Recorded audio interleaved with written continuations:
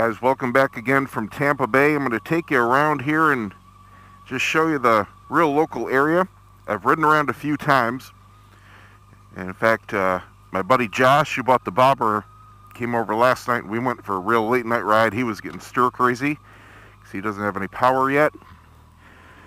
Long story short, we got very lucky. I'm talking the entire Tampa Bay area, and especially my little local neighborhood here. We're in a tiny bubble that has power. Hundreds of thousands are out in the Bay Area, and they're going to be that way for the next week or two. But just these couple streets right here, we still have power. Other than that, pretty much everybody is out in this area. They've got the main corridor between 54 and Trouble Creek and a little bit of 19 up to get some major businesses running. The Wawa Priority gas station came up almost immediately, and that's pretty much the hangout spot right now because of the AC. A couple restaurants, Wendy's, McDonald's, they are absolutely swamped, as you can imagine. Damage is very minimal. This is about the worst in the area. We've got this big tree here that rocked the guy's house, unfortunately. And then, the morning after, I went out just after it pretty much came down to a tropical storm, and I come down this street right here and it's filled with cops, fire engines, thinking, oh crap, what happened? Right at this end street here, a car just kept going and plowed right through this guy's house. It was sticking out. He's got it tarped up right there, but yeah, there was a car in his living room, or his bedroom, whatever that room is there, the morning after the storm. I have no idea what that was all about. But we have no flooding. Here's why everyone got real lucky. The hurricane tracks, the forecasts, the models, they are pure guesswork. Everything was wrong for days. You can't predict what that storm was going to do more than a couple hours out. I'm not exaggerating. For days before, they said it was going to go up the East Coast, so they evacuated millions of people from the East Coast and southern Florida, luckily unnecessarily. So what ended up happening is the hurricane decided to take a little trip south and vacation in Cuba for a day. Didn't make landfall in Miami, kept going further west, didn't make landfall in Homestead, came down and obliterated parts of Cuba, and then decided to keep going towards Havana. Never made a big northbound hook, didn't come up through the center of Florida. These were all what they were saying it was going to do. They evacuated the west coast of Florida, saying it was going to skim the coast, which would have been absolutely devastating. That would have been the worst case scenario. And instead, what it ended up doing was making landfall in Key West, obliterated that. That got hit really hard. It was a Category 4 at that time. Went up through the Straits and made landfall again in Naples, which again got really hit hard. But the good news is, when it does make landfall like that, it weakens. So it stayed inland from Naples up, and it kept going due north, which was the best case scenario for the Tampa area. This is one of the only intersections that has power right now. This is 54. We've got power from the left.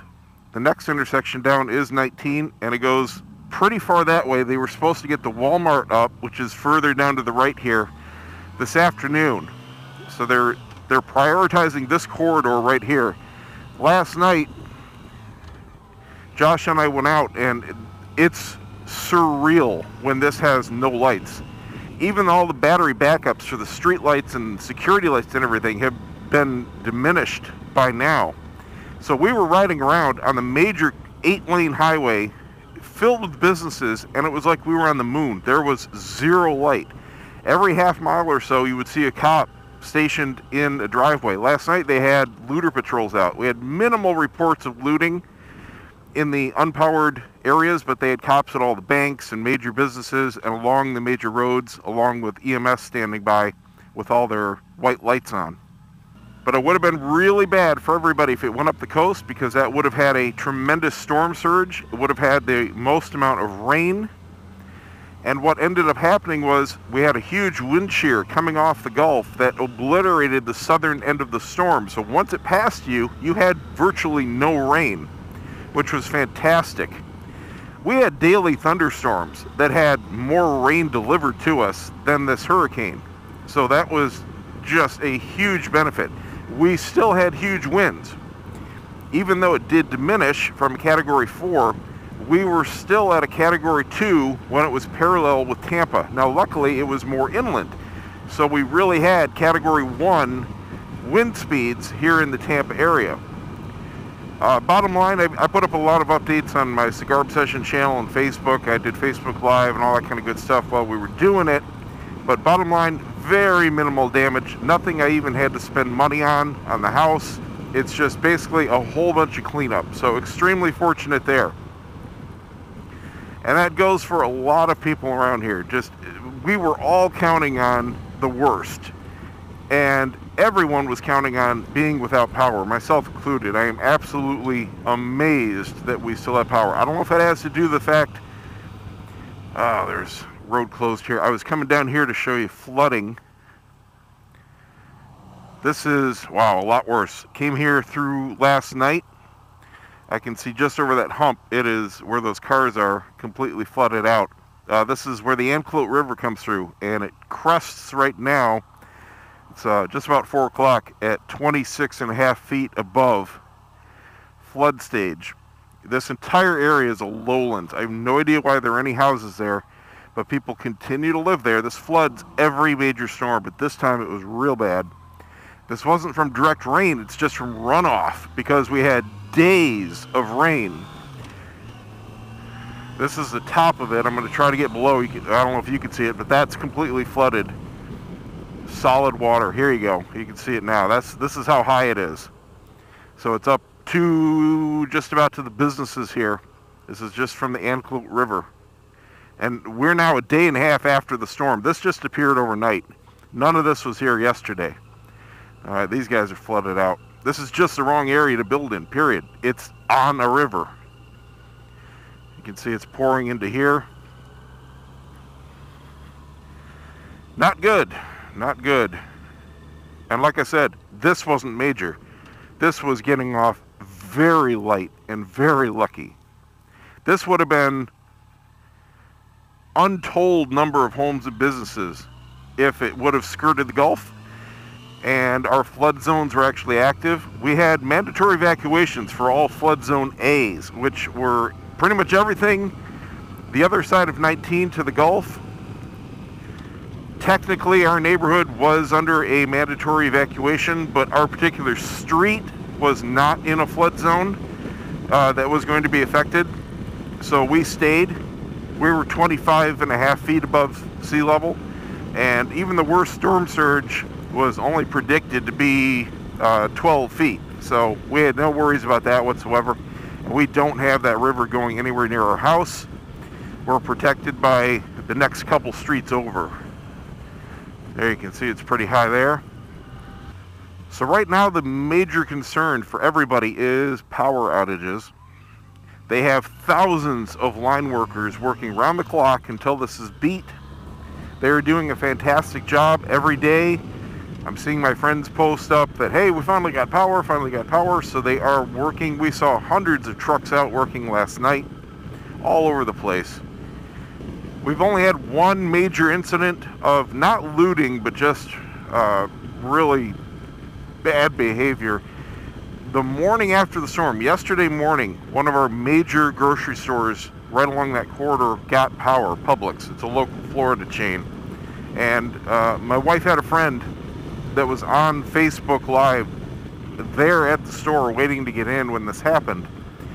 They had just gotten power. The employees were scrambling inside to get everything set up and open the doors and let people in, yada, yada, yada.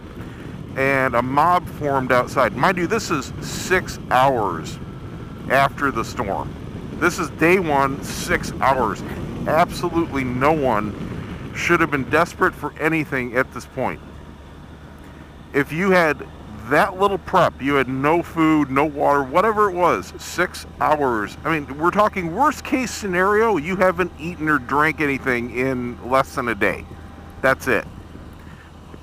This guy's yard is completely flooded. That is not a lake. That is a front yard. This is the bottom end of the Anclote River.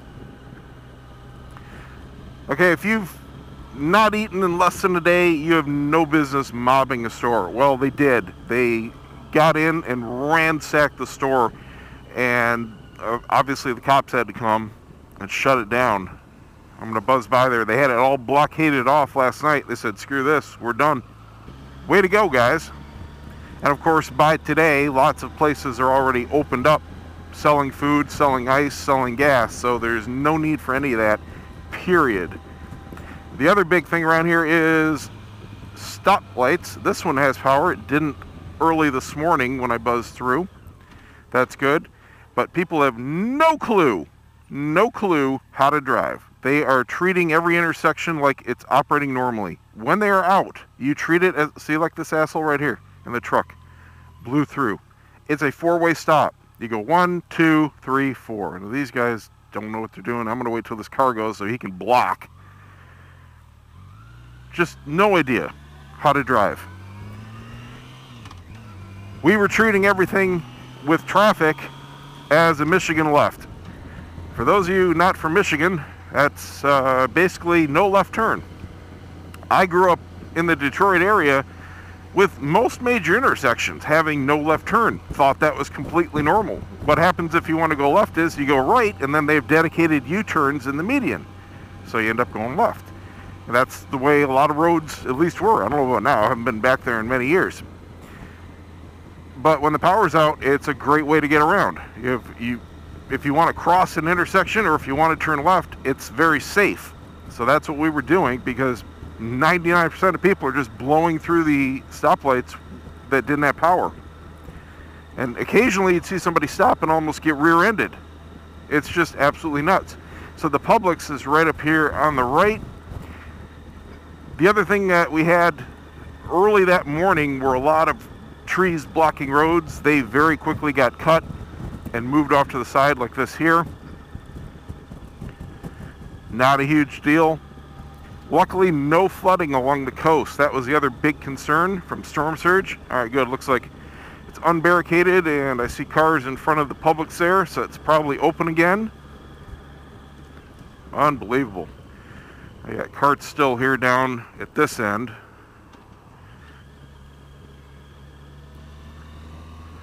Yeah, people are going in, so that's good. That's up and normal.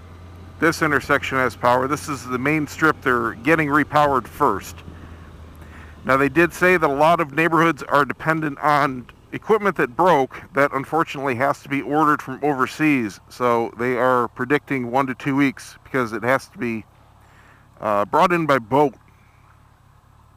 I see power down at the next light. That wasn't there early this morning either. All of this was pitch black. Absolutely. You couldn't see anything except what was in front of your headlights. None of this. All the way down 19. You only had a couple lights that were up, and that's it. It was really weird. Whole bunch of signs like at McDonald's, whole bunch of billboards down, a couple with their entire frames missing. But that's about it. We didn't have any major roof damage. A lot of minor roof damage, but no buildings obliterated or anything like that. They did unfortunately have that happen down in Key West and Naples. So, okay, so this intersection here, this is my local. This is Mugen 19. This one's still out. So we'll see how many people are blowing through this one. What we were doing last night is if there was no cross traffic, we were keep on going. But if there was a car waiting, we would stop. But you also had to watch your rear views just as much as the intersection itself for those people that did not want to stop. Now, I'm not watching to see who's doing what. I'm just looking what I have to do. Now, people right around here are going to start going crazy because the Wawa is right up at the next light, and the lines are probably still pretty bad. They were freaking blinker again. They were about an hour-long wait to get gas or hang out in the AC or get food. They do have their deli up and running. You can see the line starting there, so they got it going around the corner back down 54. That's not too bad. That's only about 20, 30 cars deep, and then it wraps around the building there. That's not bad. That's how it was before the storm hit. So that's good. I guess the line for McDonald's was wrapped around the block too. That was one of the first restaurants, the one just past that we passed back there, that opened up. Let's go down Trouble Creek here. I went down Newport Richey, downtown there, down Main Street. Pretty much just a lot of fence damage. The businesses all fared very well, no broken windows, even though they weren't boarded up, they just got plain old lucky. We did have our windows all boarded up just in case. Still very glad that we did that. We had, our house is facing due north, and we had the brunt of the storm hit the front of the house, so it was as well prepared as possible. I was out in the garage a little bit, inside of course, and the hurricane bracing on the garage door was doing its job. It was flexing just a little bit when the huge gusts, we had gusts up to 100 miles an hour, which it may sound like a lot, but as far as a hurricane, that's nothing. At its worst, they were gusting to almost 200 miles an hour with sustained winds at 185. By the time it hit us, they were only sustaining between 60 and 70, so relatively light. I was very thankful that it was down to that level because my gazebo came out completely unscathed. I was really expecting to see some of those plastic roof panels to be blown out, but nope. So that's now a direct hit of our tropical storm, which is one tick below a Category 1 hurricane, and essentially a Category 1 hurricane hitting with zero problems with that gazebo. If y'all need one, Penguin 4-season gazebos rock. Unbelievably good. They're right around $2,000 for the biggest one that I have. Check on Wayfair and Amazon. Those are going to be your best options. If you have a business, you can open up a business account on Wayfair and save a big chunk too.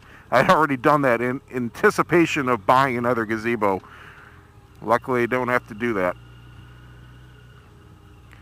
So that's about it in the Holiday Newport Richey area. This is pretty much the same as everything, all the way down into Pinellas, Clearwater, St. Pete.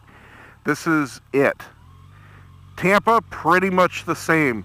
It went directly over the Lakeland and Winter Haven area, and I did have a buddy where it went right over his house, and he was doing Facebook Live and all that kind of good stuff during it. He didn't have any problem until the storm went right over him and the winds shifted.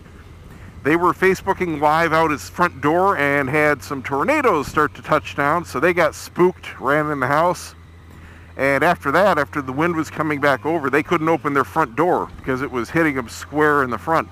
And unfortunately, then they had some damage. They had fencing down, trees, some roof panels and shingles and stuff blow off. So they are unfortunately now in insurance claim territory, but the house is still there. They were directly under the eye wall at a Category 2. So they got pretty lucky, all things considered. So that's it, guys. It's still a little bit of cleanup time. Got 99% of it done. Just waiting on leaves to dry out a little bit. What the heck are you doing? It's like she's not paying attention and tried to swerve left to not hit that Hyundai. Thought she was turning left there for a second. On the phone. That figures. That's it, guys. See you next time.